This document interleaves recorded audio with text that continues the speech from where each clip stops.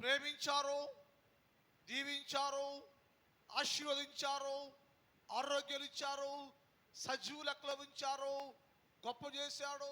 ఈ మాసాంతర కుడికలో మనందరినీ ప్రవేశింపజేశారు. అవునా? అది అందరూ ఒకసారి హల్లెలూయా చెబుతామా? హల్లెలూయా, హల్లెలూయా. మన దేవుడు మన ప్రేమిస్తున్న దేవుడు. మన దేవుడు మన జీవితంలో గొప్ప చేయాలి, మేలు చేయాలి, ప్రతి ప్రజను కాపాడాలి, ప్రతి మనుష్యాన్ని కాపాడాలి, ప్రతి వ్యక్తిని కాపాడాలి, అందరూ గొప్పవారుగా ఉండాలి, హెచ్చించబడేవారుగా ఉండాలనేది యేసయ్య కోరిక. మన పట్ల యేసయ్యకి ఒక ప్రత్యేకమైన శ్రద్ధ, ఒక ప్రత్యేక ఆలోచన, ఒక ప్రత్యేక ప్రేమ కలిగి ఉన్నాడు యేసు ప్రభుల వారు. మనం ఏం కావట్లేదంటే ఆ యేసుక్రీస్తు ప్రభు యొక్క ప్రేమను గ్రహించలేని వారుగా, అర్థం చేసుకోలేని వారుగా, యేసుక్రీస్తు ప్రభు యొక్క ప్రేమకు తలవంచని వారుగా మానవ లోకములో మనుషులు జీవిస్తూ ఉన్నారు. అది యేసే అన్నాడు, నువ్వు అలా జీవించి లోబడకపోయినా, తలవంచకపోయినా, యేసుక్రీస్తు ప్రభు యొక్క ప్రేమను గ్రహించలేకపోయినా, ఇంకా నువ్వు ప్రతిరోజు ప్రతి నెల నిన్ను, నీ కుటుంబాన్ని, నిన్ను, నీ భర్తను, నిన్ను, నీ భార్యను, నిన్ను, నీ బిడ్డల్ని ఆశీర్వాదకరంగా, దీవెనకరంగా, క్షేమకరంగా ఉంచి ఆయన కవిగుల్లో దాచుకుంటూ భద్రపరుస్తున్న దేవుడు యేసు ప్రభుల వారు. ఆయన మాత్రమే, ఇంకెవరు కాదండి. మరి ఈరోజు ఇలా ఉన్నామంటే కేవలం యేసుక్రీస్తు కృప. యేసు ప్రభుల వారే మనల్ని దర్శించి దీవిస్తున్న దేవుడు. ఆ దేవుని నామాన్ని బట్టి మనం గణపరిచేవారు ఉండాలి. లేఖనాల్లో ఒక మాట చూద్దామండి. లేఖనాలు ఒక మాట, ద్వితీయోపదేశకాండం 26వ అధ్యాయం 19వ వచ్చి చదువుదాం. ద్వితీయోపదేశకాండం. అమ్మ, తాను సృజించిన సమస్త జనముల కంటే, అమ్మా, నీకు కీర్తి, ఘనత, మేలు కలుగునట్లు. ఎక్కడ ఒక మాట ఉంటుంది, మళ్ళీ చదువు. తాను సృజించిన సమస్త జనముల కంటే నీకు కీర్తి, ఘనత, పేరు కలుగునట్లు నిన్ను హెచ్చించుదునని ఆయన సెలవిచ్చాను. ఈ మాట ఈ 3 రోజులు ధ్యానం చేద్దాం. యేసు ప్రభు ప్రణాళిక ఏంటంటే నీ పట్ల, ఇది ఎవరికో వ్యక్తిగతంగా ఆలోచన చేసుకోవాలి. నా పట్ల, నా కుటుంబం పట్ల యేసయ్యకున్న ప్రణాళిక ఏంటి అంటే, నీ పట్ల, నీ కుటుంబం పట్ల యేసయ్యకు ఉన్న ప్రణాళిక ఏంటంటే, నిన్ను యేసు ప్రభుల వారు సమస్త జనముల కంటే, అంటే సృష్టిలో ఉన్న ప్రతి జనము కంటే, తాను సృష్టించిన సృష్టికర్తగా ఉండి ఆయన ఎంతమందిని సృష్టించాడో సమస్తమైన జనముల కంటే, ఈ సృష్టిలో ఉన్న ప్రతి మనిషి కంటే నిన్ను హెచ్చించాలి, గొప్ప చెయ్యాలి అనేది దేవుని యొక్క ఉద్దేశం. ఈ ఉద్దేశాలు ప్రతి వ్యక్తి, ప్రతి మానవుడు గ్రహించాలి. అంటే నీ పట్ల యేసయ్యకి ఎంత ఉన్నతమైనటువంటి ఆలోచన ఉంది. ఈ మాట వినేటప్పుడు మనమే గ్రహించాలంటే, ఇంత ఉన్నతమైన ఆలోచన నా దేవునికి నా పట్ల ఉందా? అంతగా నన్ను ప్రేమిస్తున్నాడు దేవుడు, అంతగా దీవిస్తున్నాడు నా దేవుడు, అంత ప్రేమ కలిగిన నా దేవుణ్ణి నేను ఎందుకు నిర్లక్ష్యం చేస్తున్నాను? అంత ప్రేమ కలిగిన నా దేవుణ్ణి ఎందుకు తృణీకరిస్తున్నాను అంటే, ఒక పాపి మీద, అనామకుడి మీద, పనికిరాని ఉన్న మన మీద యేసయ్యకున్న ప్రణాళిక, ప్రేమ ఏమిటంటే నిన్ను సమస్తము తాను సృష్టించిన సమస్తమైన జనముల కంటే నిన్ను హెచ్చిస్తాను అని చెప్పాడు. ఇప్పుడు ఆయన మాట ఇచ్చాడు, మాట తప్పుడేసయ్యా. ఆకాశం గతించిన, భూమి గతించిన నా దేవుని మాట తప్పే దేవుడు కాదు. అది జరగాలి. నిన్ను సమస్త జనముల కంటే, లోకంలో ఉన్న గొప్పవారి కంటే, ఘనుల కంటే, అనేకుల కంటే నిన్ను దేవుడు హెచ్చిస్తాను, నేను ఉన్నత వస్తువులో పెడతాను నేను అని దేవుడు మాట ఇచ్చాడు. మాట్లాడుతున్నాడు. ఈ సంభాషణ సీనాయి పర్వతం మీద మోషేకి దేవుని మధ్యలో జరిగింది. ఆయన ప్రజల పట్ల తనకున్నటువంటి ఆలోచన, దాని దేవుని ప్రజల పట్ల తనకున్న ఆలోచన చెప్తూ అది మనకు కూడా చెప్పండి. మనకేం చెప్పాడంటే, ఆనాడు ఇశ్రాయేలు పట్ల నా ప్రణాళిక ఏంటో, నా ఉద్దేశం ఏంటో, అలాగే నేను మిమ్మల్ని కూడా నేను మీ అందరినీ తాను సృష్టించిన అందరిలో కంటే నేను నిన్ను ఉన్నతంగా హెచ్చించి ఉన్నత స్థలములో పెట్టాను అన్నాడు. మరి ఆయన నిన్ను హెచ్చించి ఉన్నత స్థలములో నిన్ను నీ కుటుంబాన్ని ఉంచుతాను అని చెప్పాడు కదా. అది జరగాలంటే, అది చెయ్యాలంటే నువ్వేం చెయ్యాలా? అప్పుడప్పుడు గుడికి రావాలా? ఉదయం వచ్చి సాయంకాలం మానేయాలా? ఏం చేయాలండి? అప్పుడప్పుడు రావాలా? రోజు రావాలా? రోజు అప్పుడప్పుడు వస్తే హెచ్చిస్తాడా? సరే సమాజం చెప్పాలి మీరు. విజయలక్ష్మి, అప్పుడప్పుడు వస్తే హెచ్చిస్తాడా? కాదు కదా. నిన్ను హెచ్చిస్తానండి యేసయ్య. నీకు వాగ్దానం చేశాడు దేవుడు. నీకు ఒక వాగ్దానం ఇవ్వబడింది. ఆ వాగ్దానము నీ కుటుంబంలో ఆయన ఏం చెప్పాడో అది జరగాలి, నెరవేర్చబడాలంటే నీ ఖాళీగా ఉంటేనో, తిరుగుబాటు ఉంటేనో, పని లేకపోతేనో, ఏమి తోచకపోతేనో గుడికి రావటం కాదు. నేను దేవుడు అన్నాడు, యేసయ్య చెప్పాడు, నేను నిన్ను తాను సృజించిన సమస్త జనముల కంటే నిన్ను నేను, నీ కుటుంబాన్ని నేను ఉన్నతంగా ఉంచబోతున్నా, హెచ్చిస్తాను నేను. ఎప్పుడు అంటే ఒక వరుస క్రమంలో ధ్యానం. ఒకటి, దేవుని ఆజ్ఞకు లోబడి ఉన్నప్పుడు.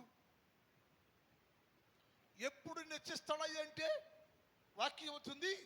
ఈ మనుషులంట, ఏ మనిషి అయితే, ఏ కుటుంబం అయితే, ఎవరైతే దేవుని ఆజ్ఞకు లోబడి ఉంటారో, దేవుని ఆజ్ఞకు లోబడి జీవిస్తారో, దేవుని వాగ్దానాన్ని నెరవేర్చబడాలంటే, ఆయన మాట నెరవేర్చి నీ పట్ల జరగాలంటే నువ్వేం చెయ్యాలి అంటే, ఒకటి, దేవుని ఆజ్ఞకు లోబడాలి. ఈ ఆజ్ఞ మోషేతో చెప్పాడు. మోషే, నేను నీకు ఒక ఆజ్ఞ జారీ చేస్తున్నా. ఆ విషయాన్ని ప్రజలకు చెప్పు, జనానికి చెప్పు. అందరూ ఈ ఆజ్ఞను పాటిస్తే, నా మాటను అంగీకరిస్తే, నా మాటకు, నా ఆజ్ఞకు లోబడితే నేను అందరినీ సమస్త జనముల కంటే గొప్పగా హెచ్చించి గొప్ప చేస్తా. హెచ్చించిపోయినా పర్లేదయ్యా, హెచ్చించిపోయినా పర్వాలేదు, 10 ఎకరాలు ఇస్తే చాలయ్యా అన్నాం మనం. ఎన్ని ఈశ్వరి, ఎన్ని ఎకరాలు? 10 ఎకరాలు?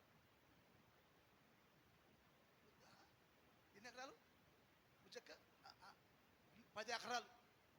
ఈ తాత్కాలిక తెలిసి ఎకరాలు తాత్కాలికం. యేసయ్య చేస్తుందే అది మార్చలేంది. యేసయ్య ఐశ్వర్యం ఉందే, ఆస్తి ఉందే, అది మార్చలేంది. అందుకని ఏ మనుషులు కాకుంటే దేవుని ఆజ్ఞకు లోబడి ఉండాలి. దేవుడు ఆజ్ఞ లోబడాలి. దేవుడు నిన్ను సమస్త జనముల కంటే హెచ్చించి గొప్ప చెయ్యాలంటే నువ్వేం చేయాలంటే, ప్రతి మనుష్యుడు ప్రతిరోజు నీవు యేసుక్రీస్తు ప్రభు నియమించిన ఆజ్ఞకు లోబడి ఉండాలి. యెహెమీయా గ్రంథం 9వ అధ్యాయం 13, 14 చూద్దాం. యెహెమీయా గ్రంథం 9వ అధ్యాయం 13, 14 అందరూ తెలిసిన మాట ఇది. సీనాయి పర్వతం మీదకి దిగివచ్చి ఆకాశంలో నుంచి వారితో మాట్లాడి వారికి నీతియుక్తమైన విధులను సత్యమైన, గమనించాలి మీరు, ఆయన సీనాయి పర్వతం మీదకి మోషే ఉన్నప్పుడు మోషేతో మాట్లాడటానికి ప్రజలకు ఏం చేయబోతున్నాడో, ప్రజలకు ఏమి ఇవ్వబోతున్నాడో, ప్రజల జీవితంలో ఏది నెరవేర్చబోతున్నాడో, ప్రజలకి కావలసిన సకలమైన ఆజ్ఞ ఏమి కావాలో ఇవ్వటానికి సిద్ధపరచుకొని దేవుడు నీకు ఇవ్వటానికి ఆజ్ఞను సమకూర్చుకొని సీనాయి పర్వతం మీదకి దిగివచ్చి మోషేతో మాట్లాడుచున్న మాట అక్కడ ఏమిటంటే ఆజ్ఞ వెళ్ళాలంట, నీతియుక్తమైన ఆజ్ఞ అంటది. ఆజ్ఞ అంటే దేవుడు నీకు ఇచ్చే ఆజ్ఞ నీతియుక్తమైన ఆజ్ఞ. ఆ వాక్య మనసుమ్మ.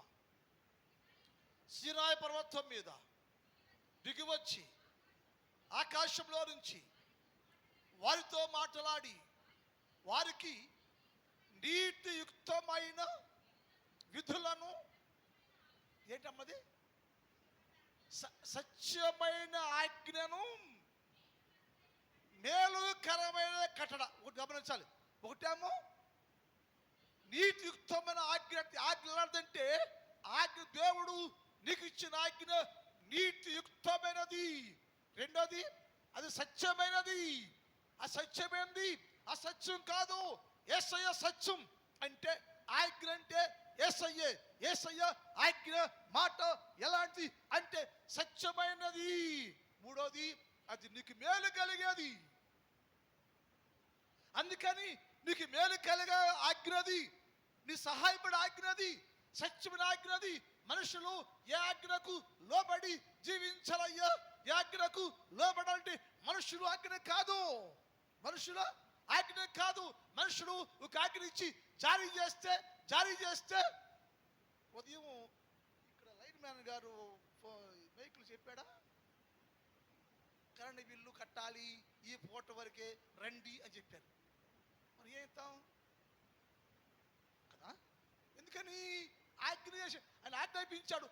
ఆయన ఎవరు? యేసయ్య కాదే, ఒక ఆర్డినరీ మ్యాన్, మామూలు వ్యక్తి.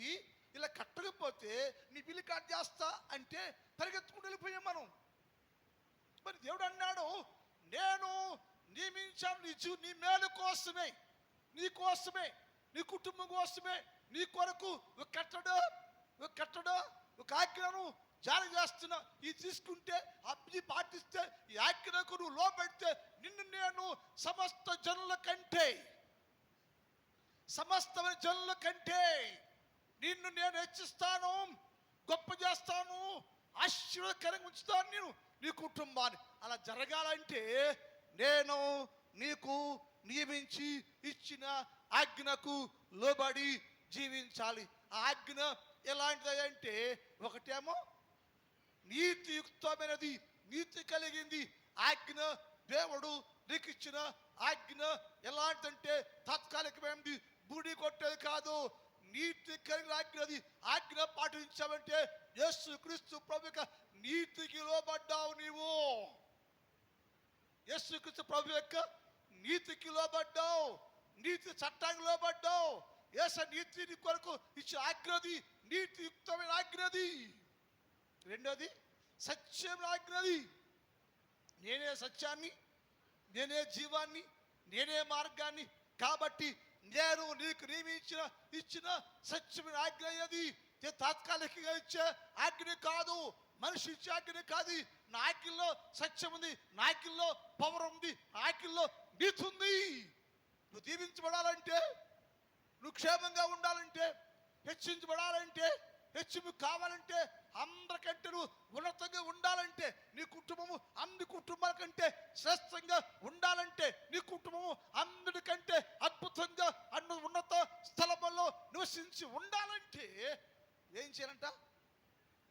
ఆయన నియమించిన ఆజ్ఞ నీతియుక్తమైన ఆజ్ఞ, అది సత్యమైన ఆజ్ఞ, అది నీకు మేలు కలిగించే ఆజ్ఞది. ఆ ఆజ్ఞకు లోబడాలి. మనుషుడు నీతియుక్తమైన ఆజ్ఞకు లోబడకుండా, సత్యమైన ఆజ్ఞకు లోబడకుండా, నీకు మేలు కలిగించే ఆజ్ఞకు లోబడకుండా, లోబడే జీవితం లేకోకుండా, లోబడకుండా జీవిస్తూ ఉంటే అది నీ జీవితంలోకి ఎప్పటికీ అలాగే ఉంటా. కానీ హెచ్చింపు అనేది లేదు నీ జీవితంలో. నీ కుటుంబానికి ఆధిక్యత, హెచ్చింపు అనేది రాకుండా పోతా ఉంది. ఎంతో కాలం నుంచి నా దేవుడు చెబుతూనే ఉన్నాడు, వింటూనే ఉన్నారు. వాక్యానికి ఆజ్ఞలకు లోబడి జీవించే మనుషుడు ఎవరు భూలోకంలో లేని కారణం చేత నీ కుటుంబం ఎక్కడేసే గొంగలంటే అక్కడే ఉన్నావు, అక్కడే ఆగిపోయింది. హెచ్చింపే లేదు, దీవెనే లేదు, మేలు లేదు. నీ కుటుంబానికి పరిపూర్ణ రక్షణ జీవిత కుటుంబంలో అందరికి మార్పు లేదు, మారు మనసు లేదు, కుటుంబం ఆశ్చర్యకరంగా ఉండలేదు. వై ఆజ్ఞని ఇవ్వబడే జీవితం నీకు లేదు. ఏ ఆజ్ఞకు? నీతియుక్తమైన ఆజ్ఞ. అది మామూలు కాదు. పరలోకములో నుంచి, ఆకాశంలో నుంచి సినా పర్వతం మీదకి నా దేవుడు దిగి వచ్చి, నా దేవుడు నీకు ఇచ్చిన ఆజ్ఞది. నా దేవుడు నీ క్షేమం కోసం, నీ బాగు కోసం, నీ కుటుంబం కోసం, నీ కోసం నా దేవుడు నీకు ఇచ్చిన ఆజ్ఞది. ఏమిటయ్యదంటే నీతి కలిగిన ఆజ్ఞ, నీతి యుక్తమైన ఆజ్ఞ, నీకు మేలు కలిగే సత్యమైన ఆజ్ఞ ఇచ్చాడు. ఆజ్ఞకు లోబడాలి నువ్వు. క్రైస్తవుడు నిజముగా నువ్వు క్రైస్తవుడు అయితే ఆజ్ఞకు లోబడకుండా, ఆజ్ఞానుసారం ఉండకుండా ఎంతో ప్రార్థన చేస్తే, ఎన్ని అడుగులు అడిగితే నిష్ప్రయోజనం. ఆజ్ఞకు లోబడకుండా ఎన్ని గంటలు, ఎన్ని ప్రార్థనలు చేసినా నీ ప్రార్థన తిరిగి నీ వెదలోకి వచ్చుద్ది. 66వ కీర్తన 18 17 చదువుదాం. 16 చదువుదాం. 66వ కీర్తన. దేవుని యందు భయభక్తులు కలిగిన వారులారా, మీరందరూ వచ్చి ఆలకించుడి. ఆయన నా కొరకు చేసిన కార్యాలను వినిపించదను.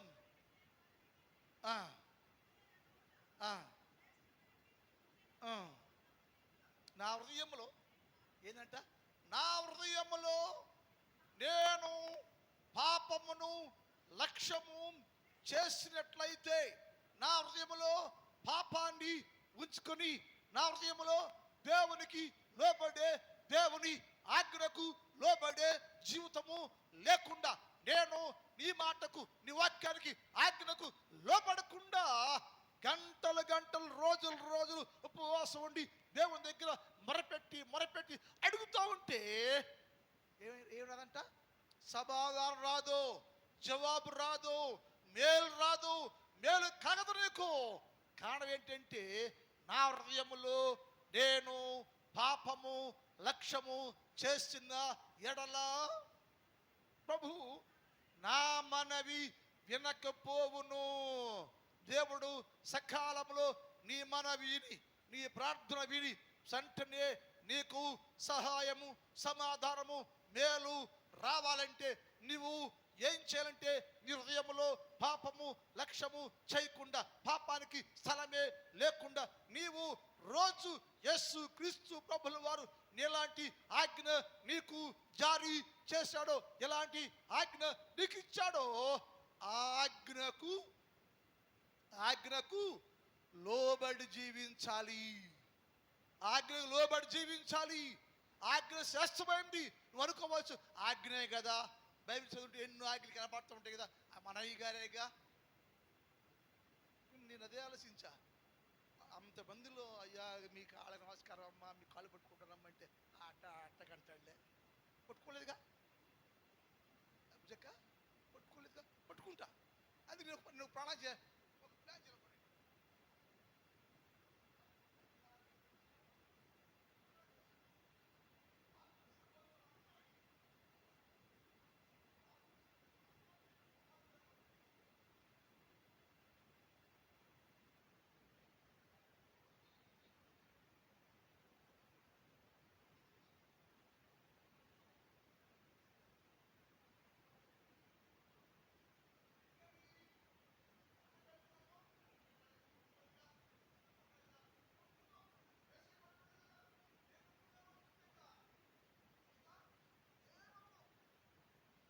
కాబట్టి చేసేనాడు, నీవు దేవుని మాట లోబడు, వాక్యాన్ని ఆజ్ఞకు లోబడు. లోబడితే మంచిది. భక్తుడు దావీదు మాట చెప్పాడు. 119వ కీర్తన 10వ చదువుదాం. 119వ కీర్తన 10వ వచనం. అమ్మా, నా హృదయముతో నిన్ను వెతుకయ్యా, నేను హృదయముతో నిన్ను వెతుకుతున్నానయ్యా. ఉదయము, తెల్లవారుజామున, మధ్యరాత్రిలో ఎప్పుడు మెలక వస్తే అప్పుడయ్యా నీ ముందు మోకరించానయ్యా. నేను నీ ముందు మోకరించి నా హృదయముతో నేను నిన్ను వెతకటము ప్రారంభము చేశానయ్యా. నేను వెతుకుచున్నానయ్యా, నా హృదయముతో నేను నిన్ను వెతుకుచు ఉన్నాను. నన్ను నీ ఆజ్ఞలను విడిచి తిరగనీయబాకయ్యా. నేను ఉదయం లేచానయ్యా, వెతుకుతున్నానయ్యా. వెతికే నేనయ్యా ఎప్పుడు కూడా నీ ఆజ్ఞ విడిచిపెట్టి తిరగనియొద్దయ్యా. నీ ఆజ్ఞలో ఉంటాలేను, నీ ఆజ్ఞ లోబడి జీవించాలేను. నీ ఆజ్ఞను విడిచిపెట్టి తిరగనీయబాకయ్యా. ఒకప్పుడు అయ్యా నేను నీ ఆజ్ఞకు విడిచిపెట్టి తిరిగితేనయ్యా, నీ ఆజ్ఞకు లోబడకుండా ఆజ్ఞను విడిచిపెట్టేసి ఆజ్ఞను త్రోసేసి తిరిగితే బెత్షెబా ఒళ్ళు పడిపోయినయ్యా, పాపములు పడిపోయినయ్యా. మళ్ళీ అడుగుతున్నాయ్యా, దేవా సహాయం చేయయ్యా, నేను పడిపోకుండాయ్యా నువ్వు నా జారీ చేసేవే, నాకు ఇచ్చే ఆజ్ఞ ఉంది, ఆజ్ఞను నాలో ఉంచయ్యా, ఆజ్ఞను విడిచి తిరగకుండా చేయయ్యా.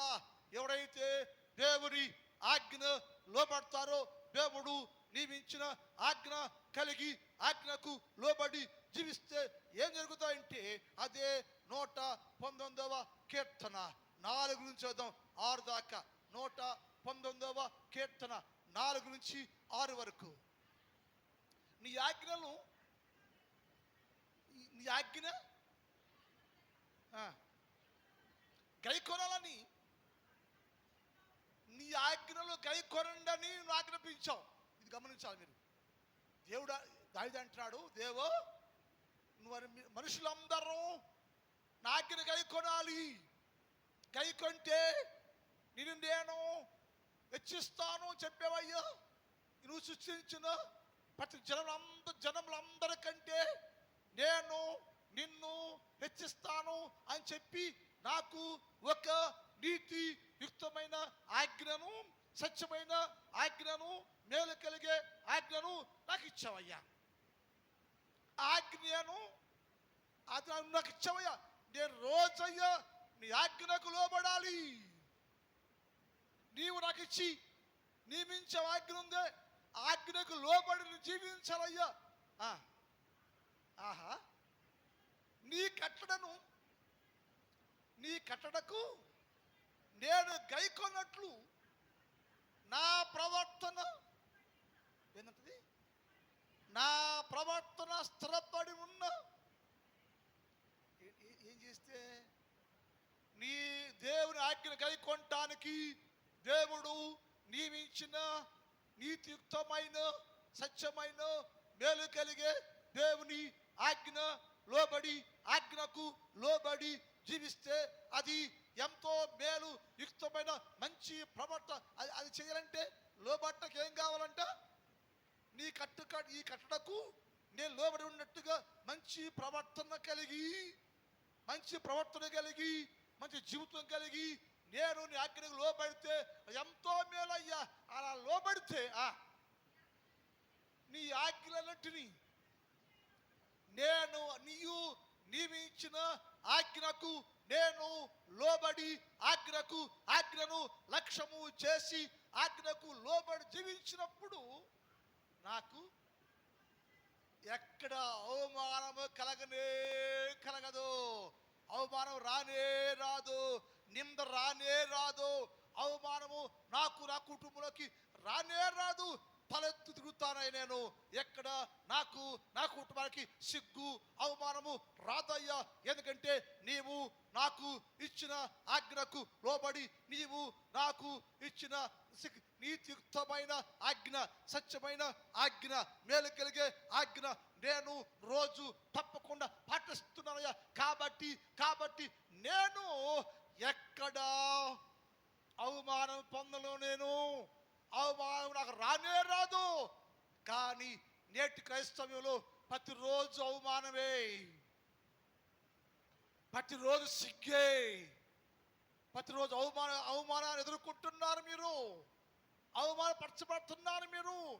అవమానం అపనిందలు, అవమానము అపనిందలు నీకు నీ కుటుంబంలోకి వస్తున్నాయి. కారణం ఏంటి? అవమానము నీతోనే ఉంటాయి. ప్రతి చోట నీకు అవమానం మిగులుతూ ఉంది. ప్రతి స్థలంలో నీకు అవమానమే ఎదురవుతూ ఉంది. ప్రతి స్థలంలో అవమానము కలిగి జీవిస్తున్నావు నీవు. కారణం నీ ఆజ్ఞకు దేవుడు నియమించిన నీతి యుక్తమైన ఆజ్ఞ, సత్యమైన ఆజ్ఞ, మేలు కలిగే ఆజ్ఞ, నీ బతికించే ఆజ్ఞ, సరిచేసే ఆజ్ఞ, నీ ప్రవర్తనను స్థిరపరిచే ఆజ్ఞను నీవు కైకొనకుండా, లోబడుకోకుండా, దేవుని ఆజ్ఞకు లోబడకుండా ఉన్నందువల్ల నీ ఎక్కడికి వెళ్ళినా నీకు అవమానమే. భక్తుడు అంటున్నాడు, దేవా నేను నీ ఆజ్ఞను గాయకుంటే, నీ ఆజ్ఞను గాయకుంటే ఎప్పుడు నేను పడనయ్యా. నాకయ్యా అవమానము రాదయ్యా. అవమానపరచకుండా, అవమానము లేకుండా తల ఎత్తుకొని నేను నీ సన్నిధిలో, నేను నీ ఇంట్లో గౌరవంగా గొప్పగా జీవిస్తానే సయ్యా. అందుకోసమయ్యా నేను నీవు నియమించిన ఆజ్ఞకు లోబడే ఉంటా. క్రైస్తవుడా, విశ్వాసులారా, దేవుని ఆజ్ఞకు లోబడ్డావా? దేవుని ఆజ్ఞ లోబడ్డారా మీరు? ఆజ్ఞానుసారంగా జీవిస్తున్నా మనం? ఈ రాక దినాల్లో ఉన్నా మనం? ఈ రాక దినాల్లో యేసయ్య ఆజ్ఞ నియమించిన ఆజ్ఞ లోబడి జీవించాలి. ఆజ్ఞ ఏంటి? అంతటా అందరూ మారు మనసు పొందాలి అని చెప్పాడు ఆయన. పొందేమా? పొందిన వారు పరిశుద్ధంగా ఉన్నామా? మారు మనసు పొందిన వాళ్ళు పరిశుద్ధంగా ఉన్నామా? పవిత్రంగా ఉన్నామా? లోపల పవిత్రత ఉందా? బయట పవిత్రత ఉందా? ఎక్కడున్నావు నువ్వు? ఎలా ఉన్నావు నువ్వు? ఈ భక్తుడు అంటాడు, దేవా నేను ఎక్కడికి వెళ్ళినా సిగ్గుపట్లేదు, అవమానం రావట్లేదు, నాకు అవమానపరచుకొని ఉంటున్నాను. అవమానము నా ముందు కనపడుతున్నా, అది పారిపోతుందయ్యో. కారణం ఏమిటి అంటే నేను నీ ఆజ్ఞను లోబడతా. ఏ ఆజ్ఞ?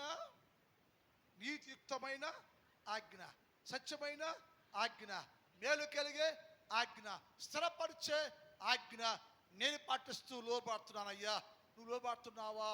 ఏ వ్యక్తి అయితే, ఏ విశ్వాస అయితే యేసయ్య నియమించిన ఆజ్ఞకు లోబడి జీవిస్తాడో, లోబడుతూ ఉంటాడో, లోబడి బతుకుతూ ఉంటాడో, వాడు ఎక్కడ అవమానము పొందడు. అదే అధ్యాయంలో 80వ చదువుదాం. అదే అధ్యాయం 80వ వచనం. అమ్మా, నేను సిగ్గు పడకుండా ఉన్నట్లు ఏదైనా ఏంటంటది? సిగ్గు. ఎవరికి సిగ్గు? సిగ్గు ఎవరికండి?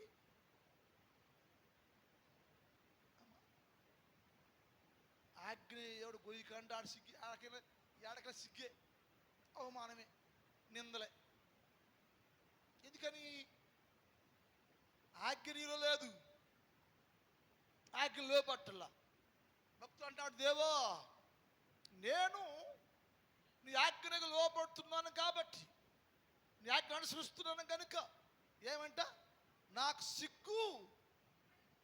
నేను సిగ్గు పడకుండా ఉన్నట్లు నా హృదయము నీ ఆజ్ఞ విషయంలో నిర్దోషంగా ఉందయ్యా. నేను సిగ్గుపడట్లేదు. నేను సిగ్గుపడకుండా ఎక్కడ సిగ్గుపడను. నేను ఏ సిగ్గు రాదు నాకు. ఏ సిగ్గు నేను కలిగి ఉండను. నేను సిగ్గు ఎవరికయ్యా?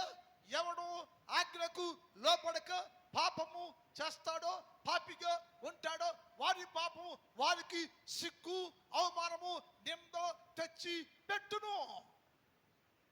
నేనైతే సిగ్గుపడకుండా అవమానం అందకుండా, అవమానమే లేకుండా నేను జీవిస్తున్నా. కారణం ఏంటంటే నీ ఆజ్ఞకు నిలబడ్డాయ్యా. నీ ఆజ్ఞను నా లోపల ఉంచుకున్నా, నీ ఆజ్ఞ హృదయంలో ఉంచుకున్నా, అది నన్ను నిర్దోషంగా చేస్తుంది. ఆజ్ఞ నన్ను, నా హృదయాన్ని నిర్దోషంగా మార్చేస్తుంది. ఆజ్ఞకు లోబడాలి. నువ్వు ఏమిటో చెప్పావో, ఏ ఆజ్ఞాపించావో ఆజ్ఞ లోబడాలి, నువ్వు పరిశుద్ధ జీవితం జీవించాలి నువ్వు. అందుకని ఆ వాక్యం మరో మాట ఉంది, మళ్ళీ చదవమ్మా. సిగ్గుపడకున్నట్లు నా హృదయము ఇది విషయంట నీ కట్టుబాట్లు, అంటే కట్టడా అంటే ఆజ్ఞ విషయమై నిర్దోషమును గాక, నిర్దోషంగా ఉండును గాక, నిర్దోషంగా జీవించును గాక. నిర్దోషం నేను నీ కట్టడ అనగా నువ్వు నియమించిన దేవుని వాక్యాన్ని, నియమించిన దేవుని ఆజ్ఞకు లోబడి జీవించే జీవితం నాకు కలుగును గాక. అప్పుడు నేను సిగ్గే లేకుండా, నిందే లేకుండా, అవమానమే లేకుండా నీ సన్నిధిలో నీకు ఇష్టముగా నేను జీవిస్తూ ఉంటే నన్ను నీవయ్యా సమస్త జనుల కంటే, సకలమైన జనుల కంటే నన్ను నీవు హెచ్చిస్తుంటావయ్యా, హెచ్చించావయ్యా. అది కావాలండి మనకి. నువ్వు గుడికి వెళ్ళి వచ్చి ఏంటి ఉపయోగం? ఏం పొందుకోకుండా 100 ఏళ్ళ నుంచి వస్తున్నావు, వెళ్తున్నావు. No change, no growth. ఎందులో అభివృద్ధి మనకి? ఎందులో అభివృద్ధి పడ్డా మనం? దేనిలో అభివృద్ధి పొందా మనం? ఏం అభివృద్ధి అయింది మన జీవితాల్లో? ఆస్తి అభివృద్ధి అయింది. ఒక ఆస్తి అంటే అక్కడ కూడా అభివృద్ధి అవుద్ది. డబ్బులు వస్తాయి మనకి. డబ్బులు ఉన్నంత మాత్రాన పరలోక రాజ్యం నీకు రాదు. ఏం చేయాలి? ఏంటో దేవుడు హెచ్చించాలి నిన్ను. నాకు బాగా ఇష్టం దావీదు జీవితం, నాకు బాగా ఇష్టం దావీదు చరిత్ర. చాలాసార్లు రోజు ఇంట్లో దాన్ని ధ్యానం చేస్తూనే ఉంటా. ఆ జీవితాన్ని తెలుసుకుంటే అనామకుడు, చాలాసార్లు మాట చెప్పాను నేను మీకు.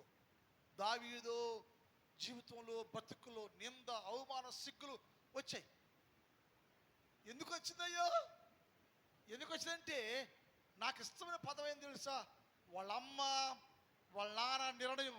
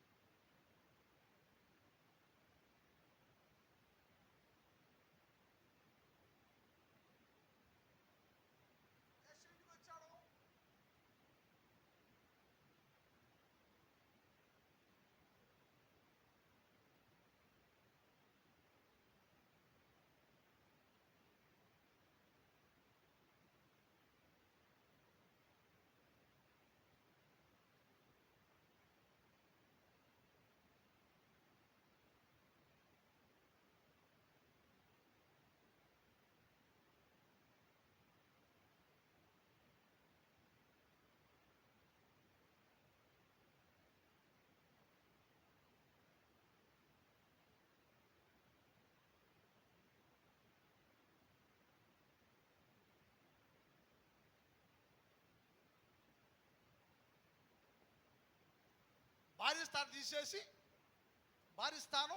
తీసేసి పని మనిషిగా ఇంట్లో పెట్టాడు. ఆ పని మనిషిగా ఉంది కానీ ఆమెకి ఎంత పిల్లలు? 7 కొడుకులు. కూతురు ఉన్నారు, అది భార్యగా పర్మిషన్ ఎట్లా అవుద్ది? భార్యగా ఉండి ఇంతమంది పిల్లలు కానీ సంసార జీవితం సాగిస్తుంటే అలా ఉన్నప్పుడు మరలా భర్తగా భార్య వారి జీవితాన్ని కొనసాగిస్తే ఈయన గర్భంలో పడిపోయాడు. ఎవరు? దావీదు. అది ఇప్పటికే ఇంతమంది పిల్లలు పుట్టినా కానీ గర్భవతి అయితే ఏమంటా చెప్పేసి ఇంట్లో ఏడుగురు కొడుకులకి తెలియకుండా కూతుర్లకి తెలియకుండా దావీదు తల్లిని భర్త గారు ఆ ఊరికి 30 కిలోమీటర్ దూరంలో తీసుకెళ్ళి ఒక పాడుబడ్డ ఇంట్లో పెట్టాడు. ఎప్పుడు దాకా? దావీదును కనిందాక. వెళ్ళేటప్పుడేమో మామూలుగా వెళ్ళింది, 10 నెలలు అయినాక పిల్లోడు వేసుకుని వచ్చింది. ఈ సంగతి దావీదు తల్లికి మాత్రమే తెలుసు. ఈ కొడుకులకి, మిగిలిన కొడుకులకి ఎవరికి తెలియదు, కూతురు కూడా తెలియదు. 10 నెలలు అయిపోయినాక దావీదుని ఆవిడ ఒళ్ళే పెట్టుకుని వచ్చింది. రాగానే ఈ కొడుకులు ఏంటి మమ్మీ వెళ్ళినప్పుడేమో ఒకదాని లేవు కదా, ఈడెవడు మరి, ఈడెక్కడ తెచ్చాడు నీకు, చెడిపోయావా అనేసినాడు. ఏమన్నారు?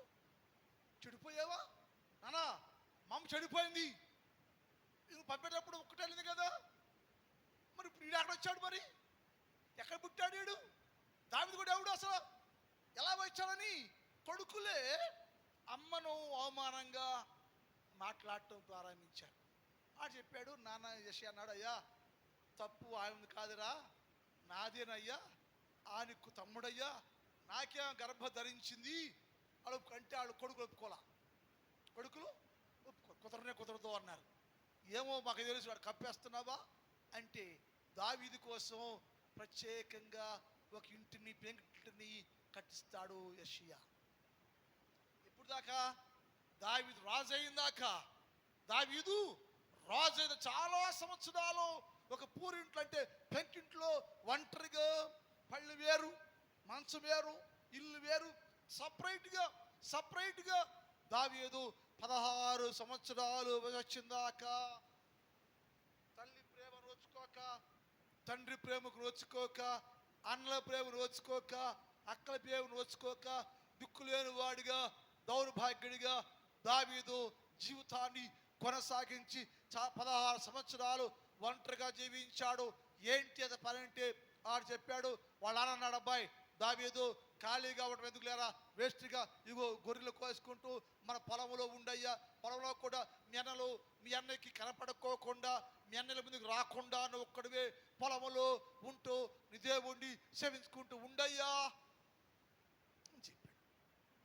తండ్రి మాట ప్రకారం దావీదు వెళ్ళిపోయి అక్కడే పొలంలోనే ఆ పెంగుటిలో ఉండి అటు పొలంలోకి వెళ్ళిపోయి వీణా వాయించుకుంటూ, చితారా వాయించుకుంటూ, పాటలు పాడుకుంటూ, ప్రార్థన చేసుకుంటూ, ఆ దేవుడే దిక్కు నాకు ఎవరు లేరని అనుకుంటూ అనేక సందర్భాల్లో ఏడ్చుకుంటూ జీవిస్తూ 16 సంవత్సరాలు దేవుడి సన్నిధిలో జీవిస్తూ, దేవుడు అతనికి ఏ ఆజ్ఞనిచ్చాడో ఎలా ఉండమని చెప్పి, అప్పటికి ధర్మశాస్త్రంలో వాక్యం చెప్పిన వాడు లేదు, దావీదుకి ఎవడు లేడు, బోధించిన వాడు ఎవడు లేడు, ఏ పాస్టర్ గారు లేడు.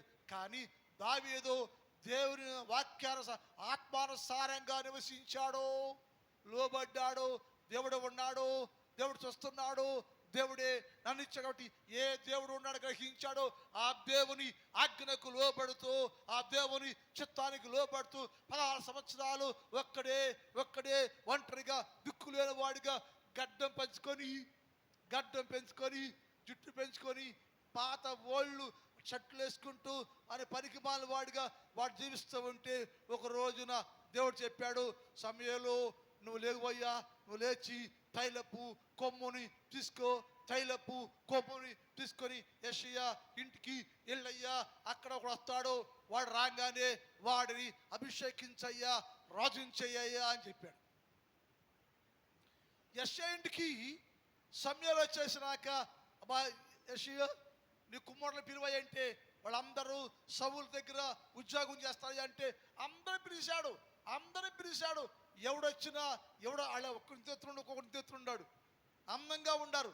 ఎవడొస్తున్నా ఈడా కాదు ఈడా కాదు అంటే 7 తోసేశాడు దేవుడు.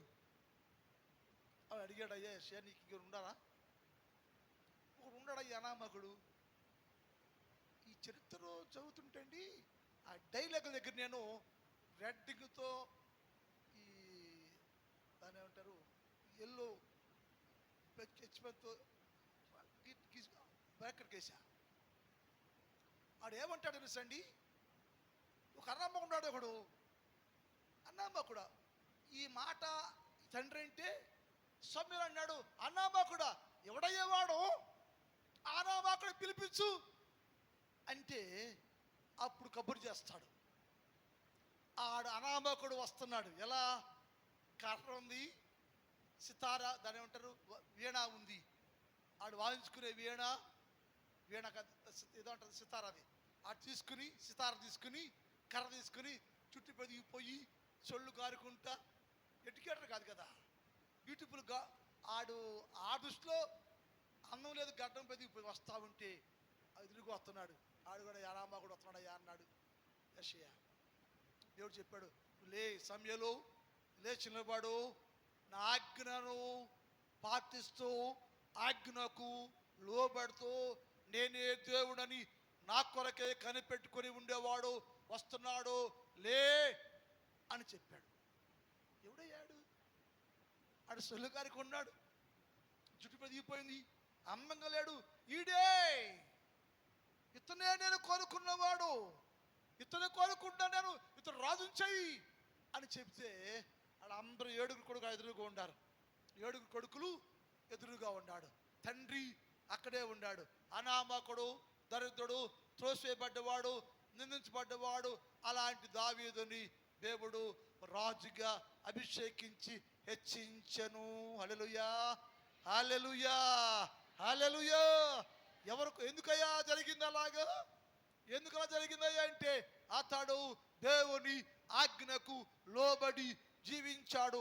అతడు దేవుని ఎరిగిన వాడిగా ఉన్నాడు. వాడు అనామకుడే త్రోసివేయబడ్డాడు, నెట్టివేయబడ్డాడు.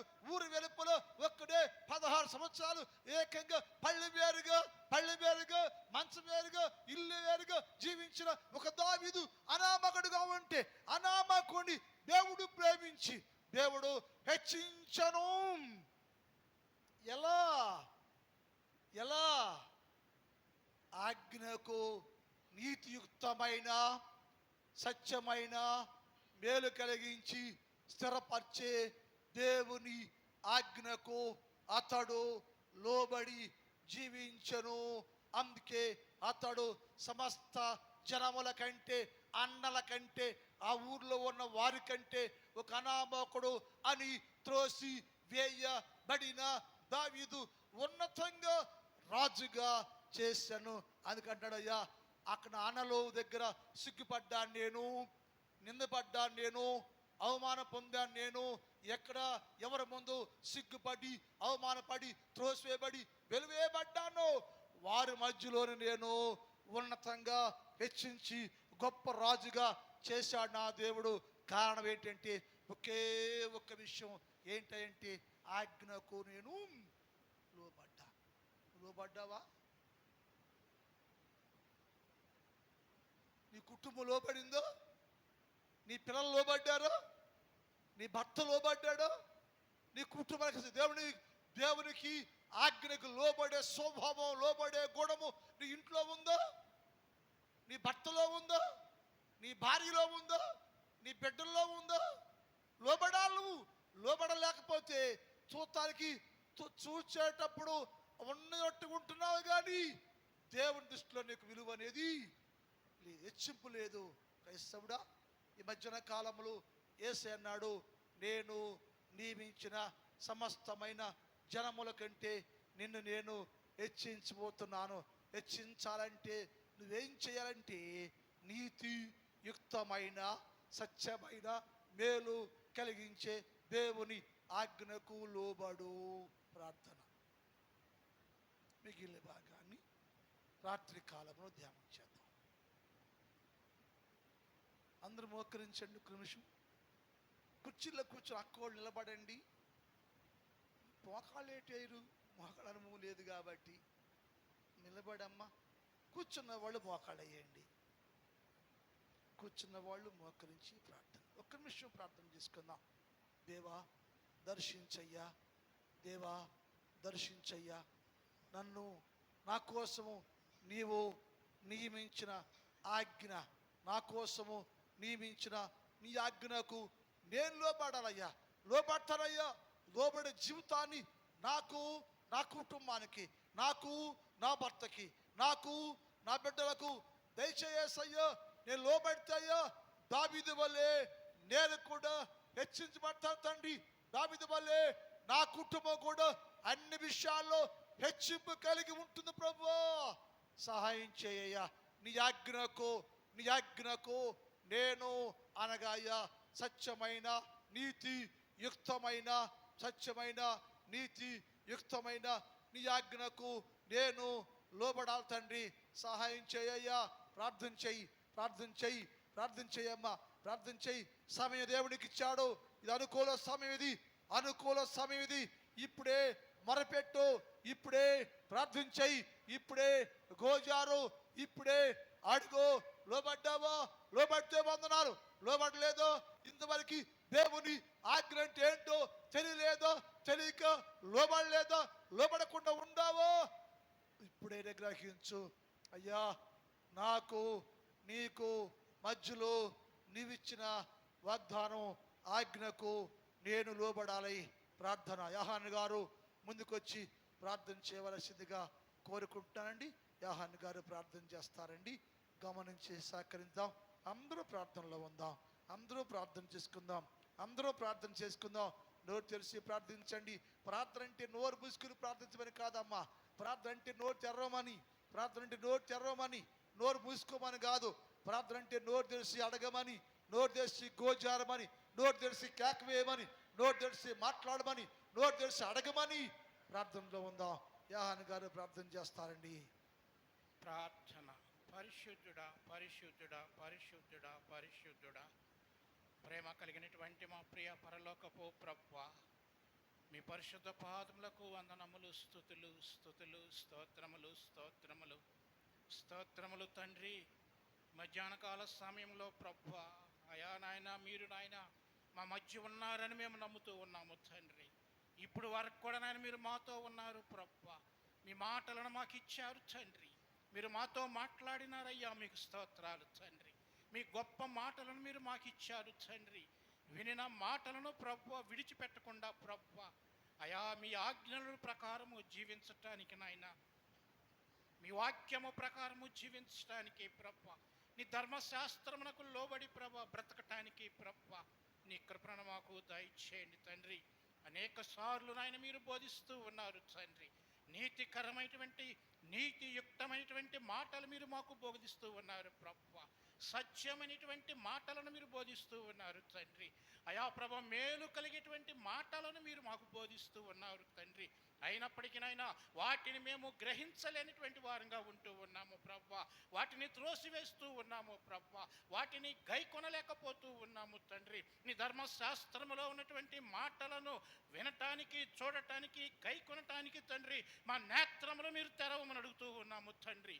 మూసుకుపోయినటువంటి మా కళ్ళు నాయన, మూసుకుపోయినటువంటి మా హృదయము తండ్రి, మూసుకుపోయినటువంటి మా శరీరము ప్రభువా అయా ఈ లోకము తండ్రి అయా చీకటితో చూస్తూ ఉన్నామే కానీ ప్రభువా, చీకటిని ప్రేమిస్తూ ఉన్నామే కానీ మీరు ఇచ్చేటువంటి వాక్యమును గైకొనలేక ప్రభువా మా నేత్రములు తండ్రి మూసుకుపోయి ఉన్నవి తండ్రి. మా నేత్రములు తెరవండి తండ్రి. మా నేత్రములు మీరు తెరవండి నాయన. ఇప్పుడైనా సరే ప్రభు మేము గ్రహించినైనా మిమ్మలను తెలుసుకోవటానికి ప్రభా, మీ వాక్యమును గైకొనటానికి నీ కృప చూపండి తండ్రి. పరిశుద్ధుల నాడు ప్రభా భక్తుడైనటువంటి దావీదు నాయన మీరు ప్రేమించారు ప్రభా.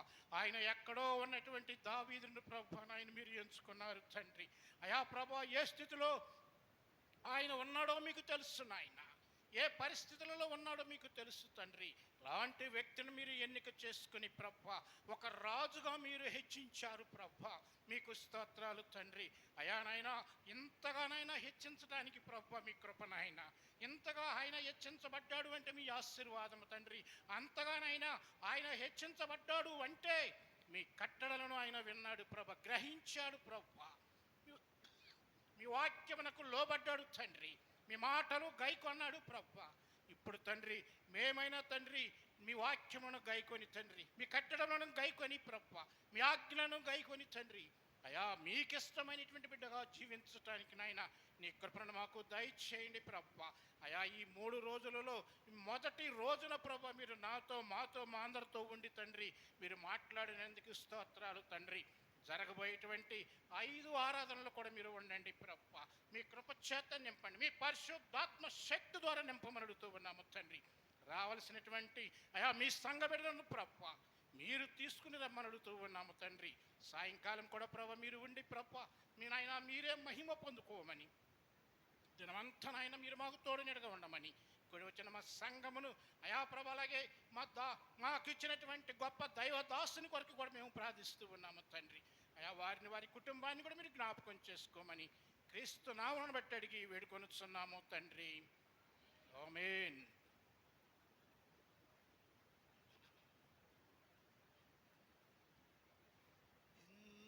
ఎందుకో నన్నింతగా